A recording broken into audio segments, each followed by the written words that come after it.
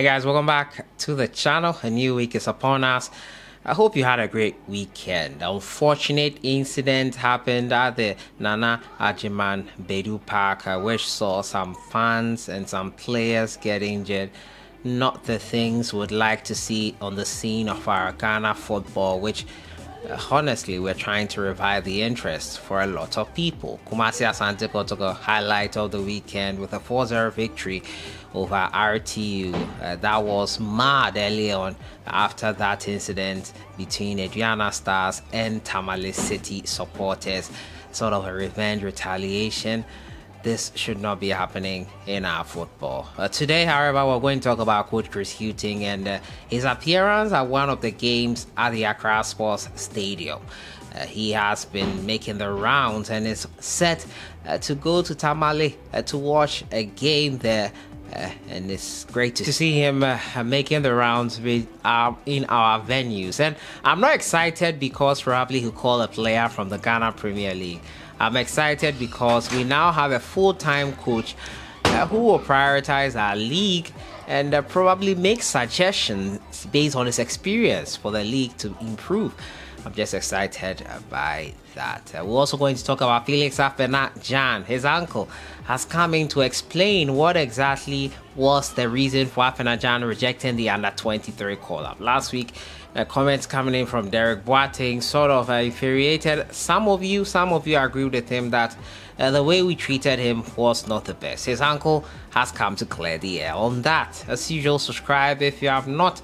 Click on the notification bell to get more updates. This weekend, Kudus scored a goal which was ruled out for offside. We'll have a look at it later on today as well, but we'll start off from the camp of the Ghana Black Stars head coach Chris Hughton, who many are happy about, and are happy because we have a coach who is full-time now. And I don't like going back into the past and looking at mistakes we've made, but boy oh boy, did we waste a year appointing a coach who was part-time. Some people said, what's the use of a full-time coach? Well, this is the use of a full-time coach. He goes to our venues, goes to our games, and probably makes suggestions. I'm not saying he'll probably call up players in the local league.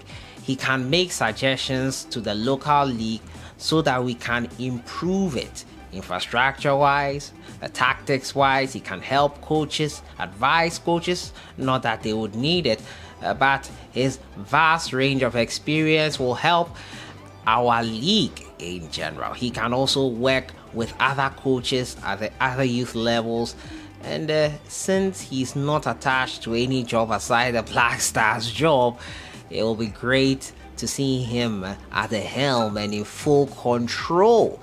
So it's great to have a full-time coach. If a part-time coach is necessary because of an emergency, that was good. I still feel we gambled by not appointing him immediately, working with a coach, especially looking at the World Cup we were going into, which needed experience and someone who had the nous to get us through the games in which we partook in. But they say don't cry over spilled milk. I'm not doing that. I'm just saying I'm impressed with Chris Hughton so far, going through the match venue centers and set to go for a game in the Tamale area, RTU game, probably at the Aliu Mahama Stadium. So Coach Chris Hughton over the weekend was at the Great Olympics versus Brekum Chelsea game. Great to see him there. Also was at the under-23 game. I'm sure he saw Noama and Co. It was great to see that, and we want more of that. We want more involvement, and that will probably help us improve our league much better. It's unfortunate what happened over the weekend, but a glimmer of hope with Chris Hughton going around and watching our games. My next story has to do with FELIX Afena Gyan. Now, Afena Gyan, last week I brought you that story about him rejecting a call-up into the under-23. Derek Boateng reacted to it and said we had not treated him fairly. This time his uncle has come out to give his 2 cents on the matter and explain why Afena Gyan turned down the Black Meteors call-up. Now, Abrefa Gyan, the uncle of the striker, has revealed reasons why the decision of his nephew to turn down the call-up to join the Black Meteors. Afena Gyan has been a subject of interest for media discussion, in the last couple of days after turning down an invitation from the Black Meteors. Now, Ibrahim Tanko's double header, he called him up and Afena did not oblige. The decision of the Cremonese striker has divided opinions in the Ghana football space, as some believe that he made the right decision because the country didn't treat him well by dropping him from the World Cup.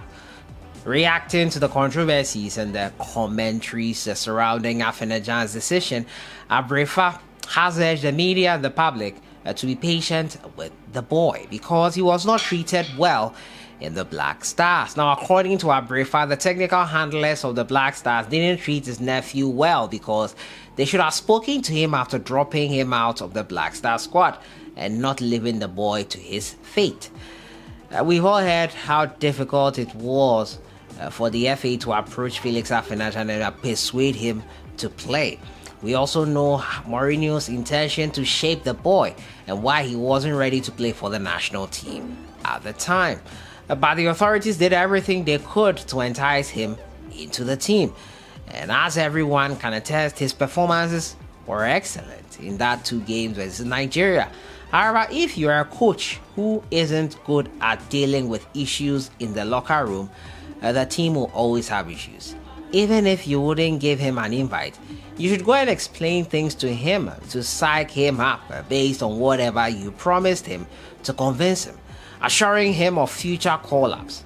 For example, meeting his parents and agent to speak with him would be more beneficial than simply selecting your players and ignoring him, giving the impression that he can choose to play or not, and you don't care, Abrefa said in an interview. Afena Gyan'S, since making his debut against Nigeria, went on to play in a game versus Madagascar where he scored his very first goal for the Black Stars. And yes, if the FA and the coach Otoado at the time did not explain to him why he was not called up into the World Cup squad, yeah, then that's a no-no for me. I understand players like Joseph Painto were told why they were not called up. Ajida Shimeru was also told why he was not called up. All those that were not called up were told and explained to why. So why wasn't FELIX Afena Gyan'S told exactly why he was not going to be able to make it in Qatar? It's as simple as just telling him or his agent, Afena, you are not doing well for your club side. We want to pick players based on form. Afena, we don't think you fit the system I want to play in this World Cup or whatever. Like, just engage him in a conversation. I think that would have been more civil. If that is what happened, that he was not told why he was not going to Qatar, in my opinion, that is a no-no. Every player deserves to know why he's not called up. And if that was not done, apologies to FELIX Afena Gyan'S. Maybe he is right not to want to play for Ghana in the future. But that being said, he deserves ultimately to know why he did not go. Probably why he's struggling for form at his club side psychologically. Probably he was promised a World Cup spot should Ghana make it and was not given that spot and was not told why he did not get that spot. So a lot of things might have been running through his mind. Afena Gyan'S will feel Iñaki Williams is more experienced than you. That is why we'll take Iñaki over you. You helped us a great deal, but at the top stage, we feel this player will fit my system. Engage with the players. It's not that difficult. They might be hurt initially, but at least you told them why you are not taking them to a tournament. You probably promised him that he would be a part of should he come in and play the qualifiers and help you play. Yeah, I think that is it. And if what his uncle is saying is 100% right, then I think the FA, Coach Otoado and his technical team did not do him justice at all. But let me know your thoughts in the comments box. If this story by the uncle is true, what did you think here? Kudus Mohammed yesterday scored a goal which was ruled out for offside. A lot of people are complaining about it, but let me know what you think. Was that goal an offside? Great to see Ghanaian players coming back to fitness. Alidu Seidu Yao Yeboah scored his first goal for Columbus Crew over the weekend as well. It was a great weekend of footballing action, which saw some interesting results in the English Premier League. Chelsea lost and led to the sacking of Graham Potter. Leicester City sacked Brendan Rodgers, mutual consent.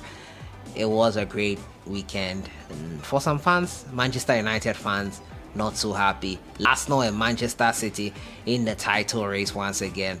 Liverpool thumped by City, and Manchester United beaten by Newcastle United. Let me know your thoughts in the comments box on everything. Chris Hughton is doing his job a year late, but still doing his job.